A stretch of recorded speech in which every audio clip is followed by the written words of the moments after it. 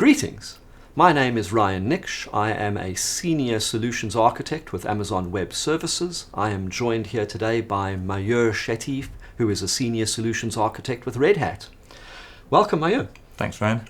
Customers are looking for ways in which to speed up and simplify the provisioning process of application platforms in a hybrid context or on the cloud. What has changed inside OpenShift from a provisioning standpoint, and what does this translate to for cloud-based customers or customers in a hybrid context? Great question, Ryan. So Red Hat OpenShift 4.1 has been an absolute big release for us. With OpenShift 4.1, we have released another new OS. We have released Red Hat CoreOS. So now the customers have an option to go with CoreOS, or they could go with Red Hat Enterprise Linux, which is the traditional operating system that customer would use for an OpenShift 3.1 release. With OpenShift 4.1, we have completely changed the way that a customer can install and deploy OpenShift. There are two ways in which they can do that. One is a fully automated installer, and the other one is where they can install OpenShift on the pre-existing infrastructure. Let me talk first about a fully automated installer. In the fully automated installer, the installer by itself takes care not only of installing OpenShift, but also does the provisioning of the infrastructure, meaning the virtual machines, the creating the networks, the DNS, the load balancers, everything that you would need to deploy OpenShift on. So previously, a customer would have to go into an AWS account, stand up EC2 instances to be the underlying physical hosts that have to configure networking, DNS configurations, load balancers. In the past, we would write infrastructure as code templates to build these things out. What we now have is a OpenShift installer that can do both for the customer? Yes, that's very true. So they have a fully automated option where the installer does everything for them, or they could create their own infrastructure, meaning they could go ahead and create the VMs, create the networks, create the DNS, the load balancers, and then deploy OpenShift like how they did it in the past. So there's real customer choice at play here. There's a massive amount of customer choice. With the second option, which is where they create their own infrastructure, they have a lot more flexibility. A customer has some customization to do, things like that. That's when they would go with the second model, where they would go with a pre-existing infrastructure. That's also something the customer is probably familiar with because they would have done it on bare metal on premises or on some other infrastructure.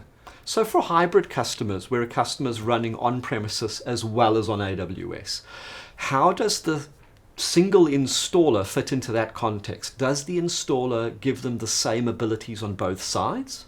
In terms of features, all the features which are available on premises are also available on AWS. These would obviously be different virtualization stacks. So if I run the full stack automated version, it's provisioning EC2 instances, but on premises, I imagine that would look something like the virtualization layer in-house, whether that's OpenStack or a VMware. Am I correct? That's very true. In a fully automated deployment, what the installer does is installer creates the infrastructure that you need for a deployment. It then installs CoreOS on the control planes as well as CoreOS on the worker nodes. Meaning CoreOS is the operating system not only on the control plane but also across the worker nodes on which the containers will be running. In a deployment which is pre-existing, meaning where the user goes and creates the virtual machines and the networking, the control plane is still going to be having CoreOS. But on the worker node side, the customer has an option of either going with CoreOS or they could go with a much more traditional and familiar Red Hat Enterprise Linux option. All right. So this doesn't change, the operating systems don't change depending on the installer model. It's really whether the customer wants to manage the underlying infrastructure themselves or whether they want to reduce some of that heavy lifting and have the installer do it for them. That's right. Right. Stepping away from provisioning out the infrastructure, whether it's done for you through the installer or whether you're installing it yourself, What is there in the context of a completely managed solution? Is that something that is on the table for customers? Indeed, there is. So we talked about a fully automated stack where we follow best practices and the end-to-end installation is done for you. We also talked about the pre-existing infrastructure where the customer has to lay down the infrastructure and then install OpenShift. But if they want a fully managed deployment where the OpenShift deployment is managed by someone else and they could just go and use it or consume it, we have OpenShift, Red Hat OpenShift Dedicated on AWS. And this is completely operationally managed. This is the Red Hat SRE team coming in. They are not just provisioning the environment, they are managing the health, they're monitoring scaling, they are correcting anything that fails within the environment. This is really an end-to-end management system where a customer can focus on their apps exclusively. That is right. This is an end-to-end management, and Red Hat provides customers 99.5 uptime SLA. Along with that, the customer also gets 24/7 support from Red Hat for any issues that they see, and they could reach Red Hat. They could get the same level of support what they could get for their on-premise deployment with OpenShift Dedicated. Now, in a modernized context, we've got customers building out hundreds of microservices and things, and it becomes complex to see how these services are communicating with each other, how the networking between these systems manifests. Monitoring all of these microservices also becomes a challenge. So we've been hearing a lot about service meshes, but what is new in terms of OpenShift and service meshes, and what does this bring to the customer table? With 4.1, OpenShift 4.1, we have Red Hat Service Mesh, which is basically relies on the upstream Istio project.